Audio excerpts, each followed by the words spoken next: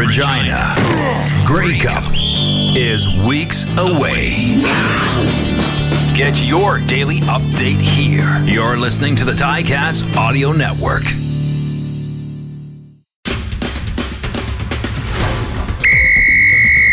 From the Ticats Audio Network, this is the Ticats This Week with RJ Broadhead and Luke Tasker.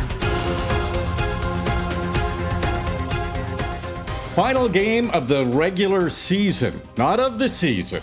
At least one playoff game, maybe two, maybe three ahead for the Tiger Cats, but final game of the regular season, and there were some ups and downs. Great to have you with us on Ticats This Week, RJ Broadhead and Luke Tasker. And, you know, we've been waiting for this moment, Luke, maybe so we can both agree that Saturday's game, final game of the regular season, is not a must-win for the Tiger Cats.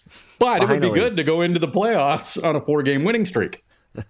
Yeah, it's good to win anytime, but you can, you know, this is one that even Coach O said earlier in the week, they're pretty much focusing on Montreal here. This is a good chance for some players to get out there and get some game field reps. So we agree that Saturday's game, final game of the regular season, is not a must-win, and I think we agree that the following Sunday, the East semifinal in Montreal, is a must-win. Can I hear you say it? Next week's game is an absolute must-win, yes. All right, that's been an ongoing joke. If you've tuned into Ticats This Week, Luke is right. He's very literal with a must-win, and you know, I throw it out there a little more frivolously, but you're pretty generous with the must-wins. I think they started in week 5.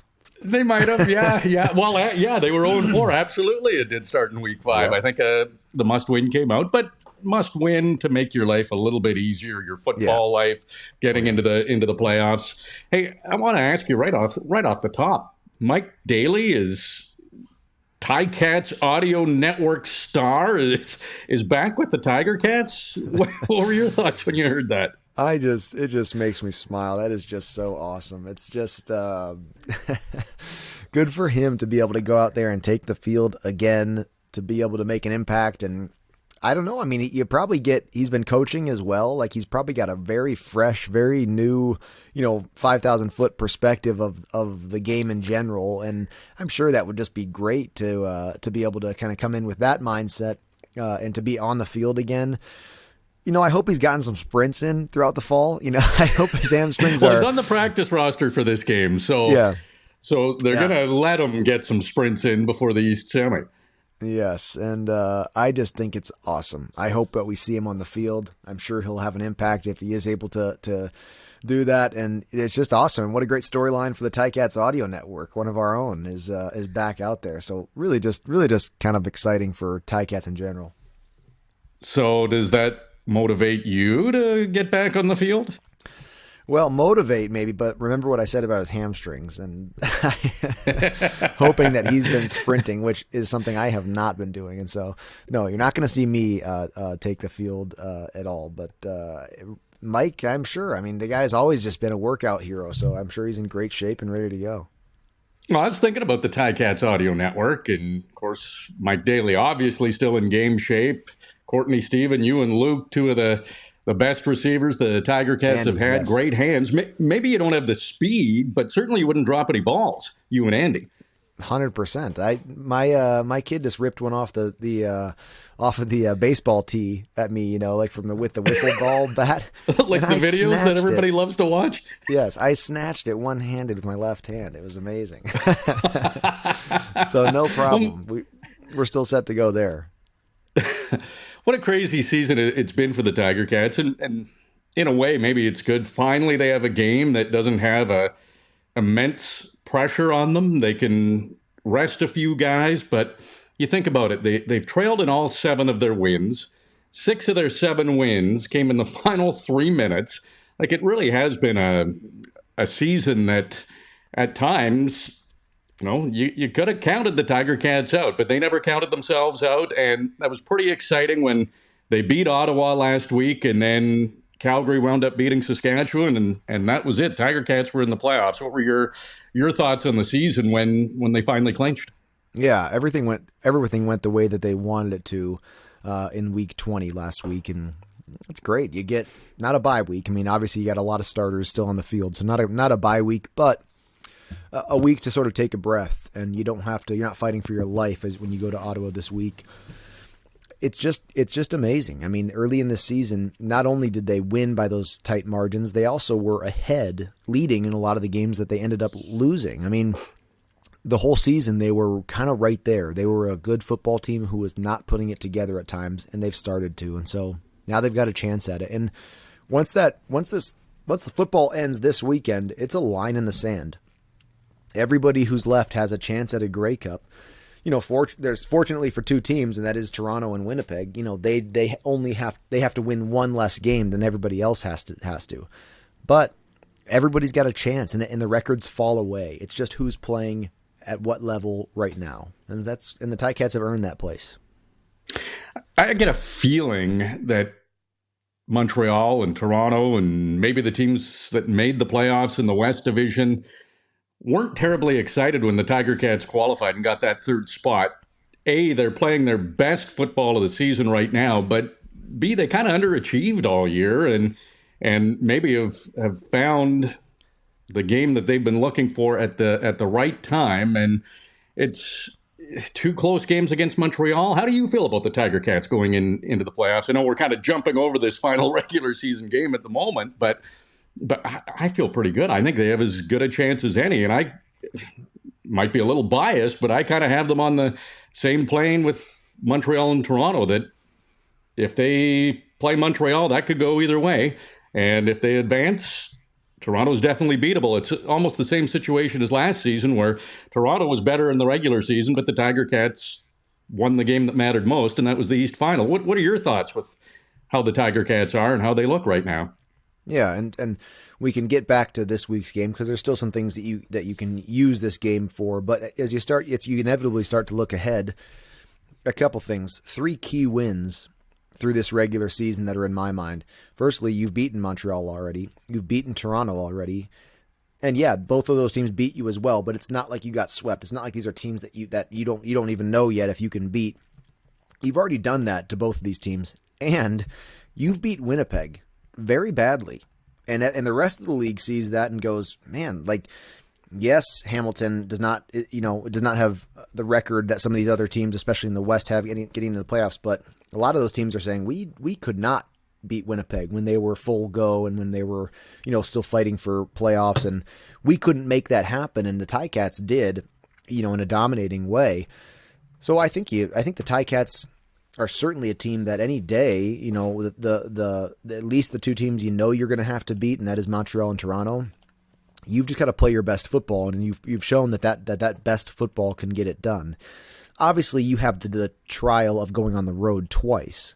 In Toronto, you did it last year. It's certainly a doable thing, and not exactly a. Well, it's not like going on the road to a far off city, right? Toronto has always been called the second home stadium for the Ticats, and so you get that. Even though the Toronto did have some good success against the Ticats this year, especially at BMO, but you got a great lineup ahead of you. If you had to pick a spot to be third place in a playoff picture, you've got a good one here, and you've beat sort of the team that's been the outright best team in the league. And you've got your two Eastern rivals, and you've shown success against them as well. Yeah, it is looking good for the Tiger Cats, and a lot of players aren't going to play against Ottawa. A lot of starters. Let's go through some of that. And Matt Schultz will be the starting quarterback, and he got his first action in 6 games. There were a couple of bye weeks in there, so 8 weeks. So basically, played for the first time in 2 months against Ottawa, and really had to finish off that game-winning drive for the Seth Small field goal, and looked pretty good. In 791 passing yards, I looked at Matt Schultz. That's the most he's had in his career.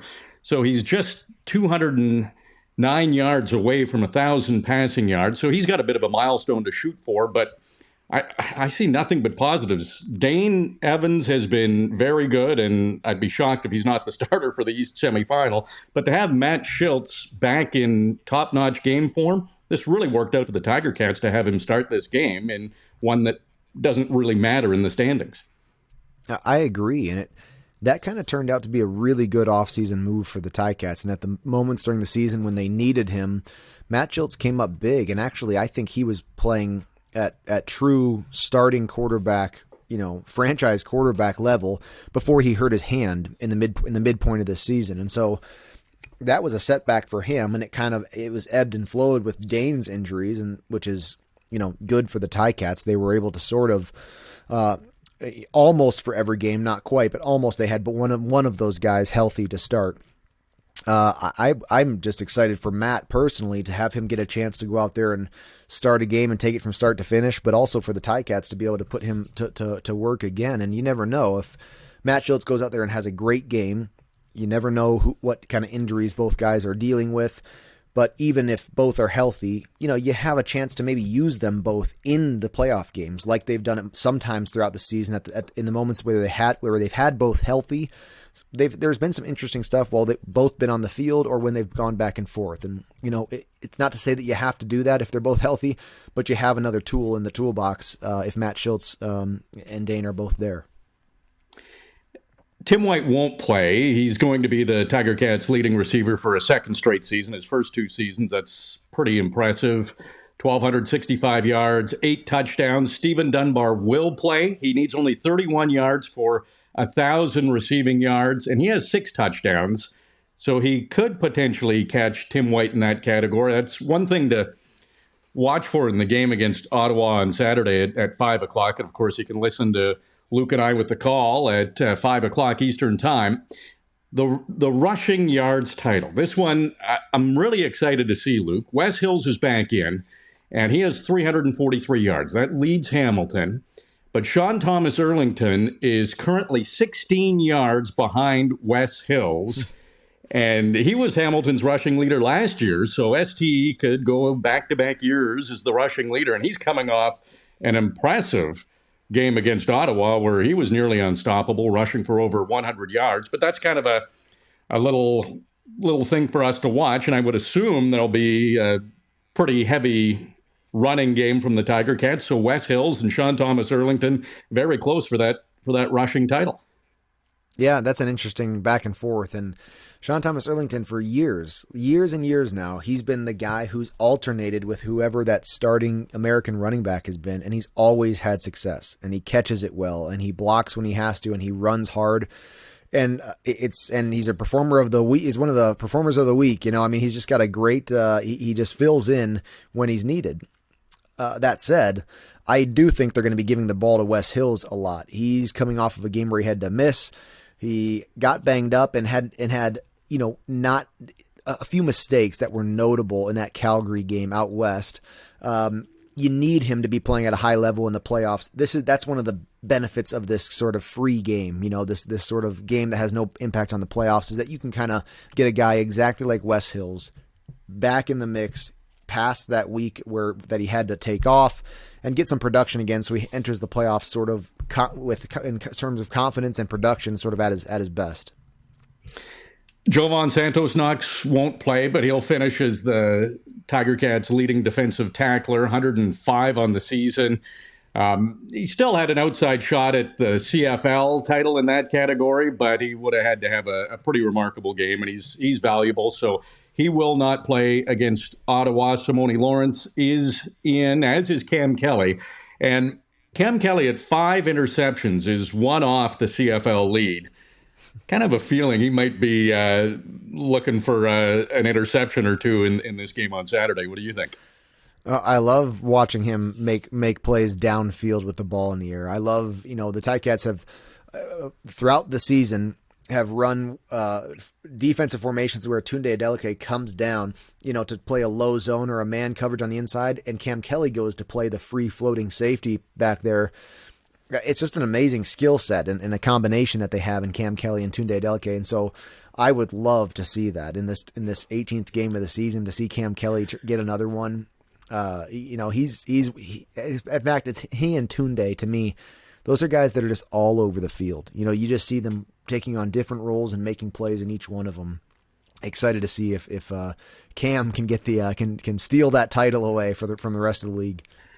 Yeah, he's got pretty good hands, and he's come up with some big interceptions. So he leads the team with 5. Richard Leonard right behind him with 4. Stavros Katsantonis great on special teams with 17 tackles. You were talking about the Hamilton secondary. Lawrence Woods will be in on that field side corner for Seontae Evans. Seontae Evans will back up, but it'll be a lot of time on the field for Lawrence Woods because he's still going to return kickoffs and punts. That is an interesting one to me, and that was kind of the question mark to me when I looked at it. He's been truly impactful on special teams this year. Not just a good player. He's changed things at moments.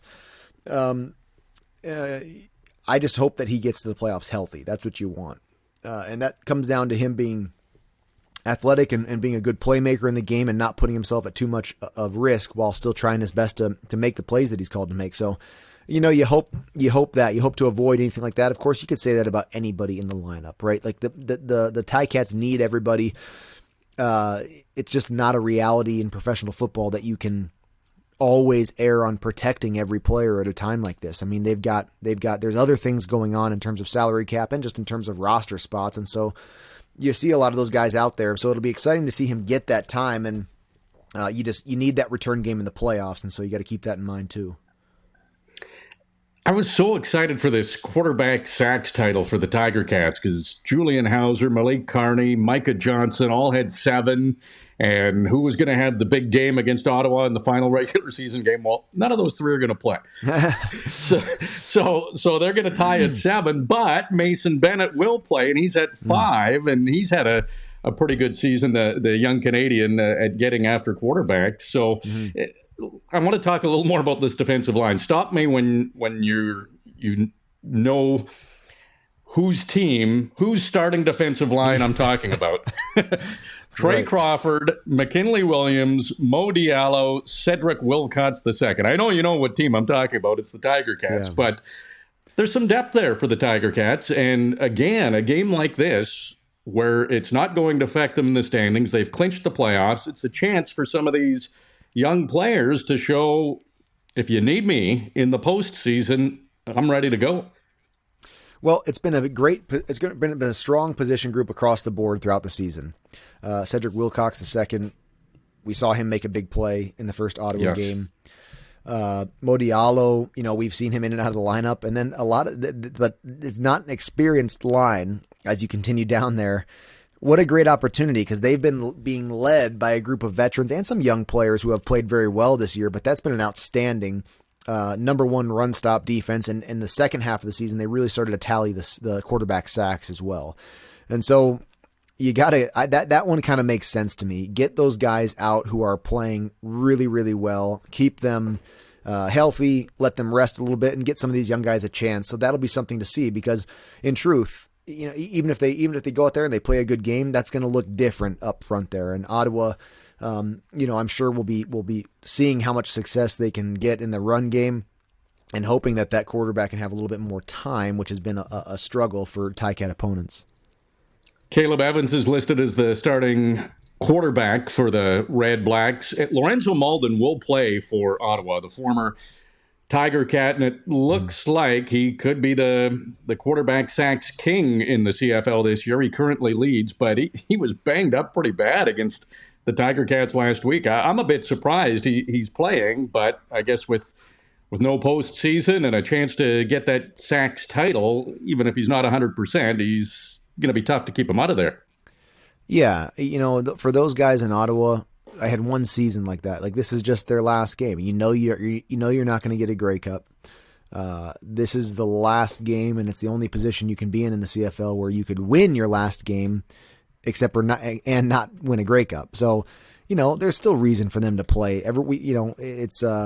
It's one more season of your career gone after this, and you only get a number of football games in your life, and so especially for Lorenzo Malden to go out there of the season he's had, you'd think, it seemed like there was something in his hand, sort of, at least certainly upper body. But you saw him even batting down balls with that hand that was hurting at the end of the Ticat game at Tim Hortons Field. He's just a warrior, man. He's just an unbelievable player. And it doesn't surprise me that he would want to go out there for what will definitely be their last game and try to get another quarterback sack. Try to just have a little bit more fun playing football before everyone gets, reevaluated and everything changes in an offseason. You gave me some inside information last season on Lorenzo Malden that not a lot of people know. We know he's tenacious on that defensive line and getting after quarterbacks, but he's got a talent. What is it? Lorenzo Malden has the best singing voice of any teammate I ever had, hands down. It's pretty mind-blowing, actually. So, amazing. Every now and again, a rookie has to stand up and sing a song in a team meeting, and he did that, and it was like, what? I was like, oh my Don't heavens. stop. The angels have come down. It is an unbelievable voice. We had a get together at my apartment my last year at the Ticats, and he was there just singing his heart out. I mean, the guy, I'm not kidding, and I'm not trying to, it's funny, but it's not a joke. The guy can really, really sing, and I wish we could have him as a special guest on Ticats Audio Network and give us a piece of it, because it's memorable. I love that. I love that inside info. So now Ticats fans, when you see Lorenzo Malden, you'll know he's not only a great football player, he's a great singer. Let's talk about the Tiger Cats award winners and just your thoughts. Most outstanding player, Tim White. In my opinion, that's pretty obvious. He's had an exceptional year, and if he was playing against Ottawa, he had an outside shot at finishing with the most receiving yards, but it's probably wise to give him a little bit of a rest. Tim White, most outstanding player. You agree? Yeah, absolutely. I mean, in part of his story this year, he was able to stay healthy, and that's the ability to do that is there are controllable factors and uncontrollable, and so you got to it takes a little luck not to take that hit that makes you miss some games. But it also comes down to athletic ability, and he certainly is able to do that, and has been around. He's sort of the consistent bright spot for the whole season. Second straight year, Tim White leads the Tiger Cats in receiving yards. Most outstanding defensive player is Jovan Santos Knox. And Luke, I went back to last season, and Simone Lawrence wound up being the East Division nominee for most outstanding defensive player. Jovan Santos Knox had one fewer defensive tackle than Simone Lawrence last season, and then really burst out this season at middle linebacker for the Tiger Cats. So it might be a little bit underrated, don't you think? And after the season he's had, and really a great season last year too. Yeah, that won't last for long. Mike linebackers are going to sponge up a lot of the tackles for a defense and just the position that they play, especially in the run game. Simone throughout his career, that will linebacker position just has to cover a lot of ground. It's responsible for a lot of that passing game to the low boundary side. And Simone's done a great job with that. And there was years where he was leading tackler as well. I remember when he broke the Ticat tackles in a season record, and tackles in a game. I remember in Winnipeg, actually, I think he had 17 tackles in a game once. But it ebbs and flows. But certainly this year, that Mike position and Jovan Santos Knox, the way he played, and he was putting his nose on the ball frequently. And so, to your point, he won't be undervalued or underestimated for long. He had a really great season, and that one makes sense. Tunde had a great year. Both those guys were able to stay healthy for the most part, and but yeah, I think that's a good pick for Jovan Santos Knox to be the guy. And Tunde Adeleke does get an award for the second straight season. He's the Tiger Cats' most outstanding Canadian. You talked about him earlier, and every game he seems to have an impact. In my opinion, I think he's the best safety in the league and most outstanding Canadian. Probably runner-up for most outstanding defensive player, but that one, again, Tunde, second straight year, most outstanding Canadian, not a surprise in my opinion. It's almost like you don't have to explain the impact that he has. You just have to find an award to give to him. Like he could get anything kind of, like he has an impact on every single game. There's never he doesn't seem to be in the wrong position for any play. I mean, he's always, anytime you get him in the open field, he makes the unexpectedly difficult tackle. I mean, he makes the pass breakup that seems like it's just out of reach for a defender to close on it.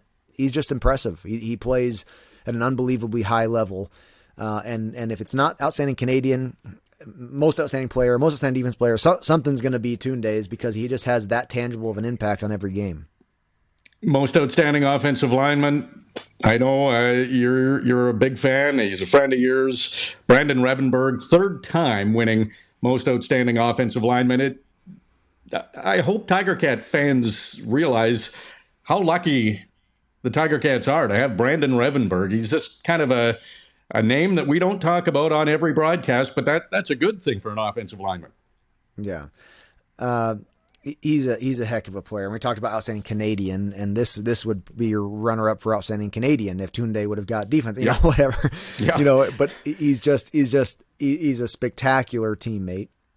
He's a guy that buys in. I have gathered this season the respect that Coach O and his staff has for Revenberg, and rightly so. He just has he's a net positive on the team, no matter what way it happens. And this year, I think it's as easy as this award could have been. I mean, he was the anchor, not only in production but in availability. You have a veteran presence of Chris Van Zyl, who unfortunately was plagued with injuries throughout the year, and that's a guy who's great for an offensive line, just as far as in the meetings and in the huddle. But his injuries kind of kept him off the field. Revenberg is that other just anchor who has been healthy. He's an impact on every game, and with a lot of the young guys being in that lineup, it's Revenberg that keeps the thing going and keeps the cohesiveness of that group. That's probably the easiest award, I would say, to have on the Ticats list this year.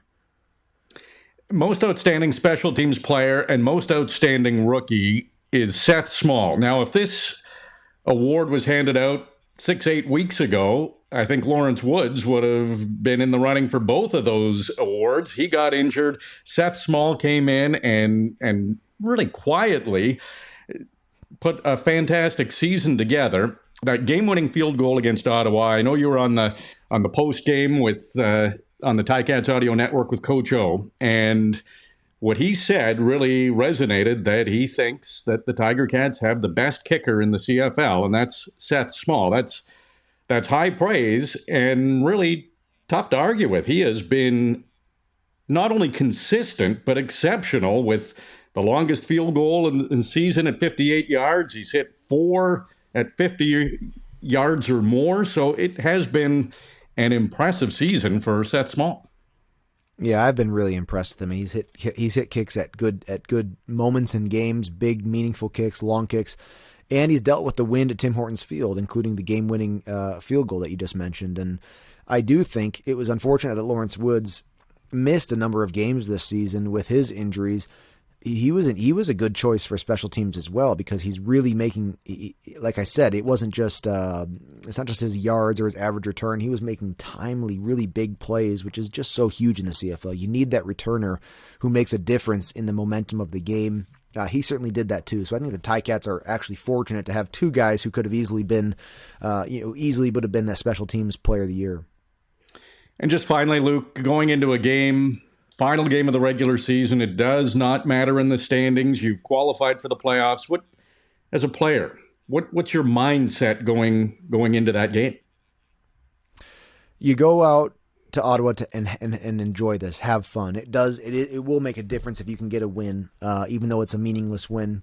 If you can do that, you hope that you have some guys who haven't had a chance to have success this season. You hope you have a few of them that go out there and have a standout game. You know, that really the guys can be happy for each other. You can root on some of these younger players who haven't played, who haven't taken the field in a long time. I'll be interested to see David Unger III back in the lineup and being able to make plays, and seeing some of those new receivers, all that new defensive line we mentioned, Lawrence Woods on defense, and we'll kind of just see how the team can progress if they can put together a cohesive game, stay healthy with those starters, and then just take some of that momentum into the playoffs, get West Hills rolling again. So there's certainly some things to look for. And as a player, this is a football game like any other. And you've thought about it your whole life, and there's no reason not to go out there and really enjoy trying to make great plays for your team. That's the joy of the game.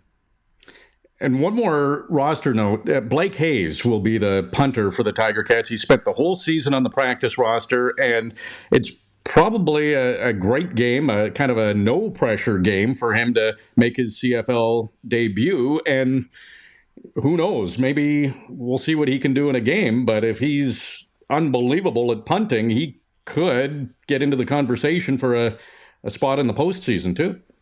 Yeah, that's such a unique role, right? I mean, it's kind of the only position where you could imagine doing that.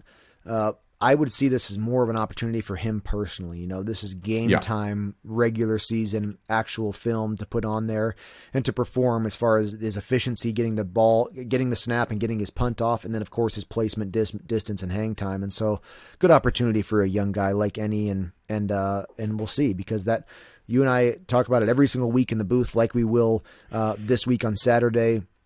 The impact that the punting game has in the CFL specifically. It's big in football, no matter what league you're in, but the punting game carries way more weight in the CFL, and so he'll stamp his name on the game tomorrow, whether it be good or bad. Absolutely. Hey, good news is this isn't the last episode of Ticats this week. We know we'll have at least one more. I know. We can't wait for it every week, but it is great to chat with you and really get set up for the game the next day. It's been a great regular season, a lot of ups and downs, a lot of storylines, but the good news is Tiger Cats are in the playoffs, and can't wait to see you at the field tomorrow, and we'll call that last regular season game and get all set up for the playoffs. On we go. Yeah, it'll be great, RJ. Looking forward to it. Still some good things to watch for in this one and some young guys to see. So that'll be exciting. I'll see you there. Absolutely. So the final game of the regular season for the Tiger Cats, they're in Ottawa. It is a 5 o'clock start. Luke and I will have the call at 5 Eastern. And, of course, the Ticats Audio Network pregame show begins at 4 o'clock Eastern time. Thanks so much for listening to Ticats This Week. It's been another busy week for your Hamilton Tiger Cats. Luke Tasker and RJ Broadhead have covered it all, and now we would like to hear from you. Email us anytime at gameday@ticats.ca. Subscribe to the Ticats Audio Network on Spotify or wherever you get your podcasts.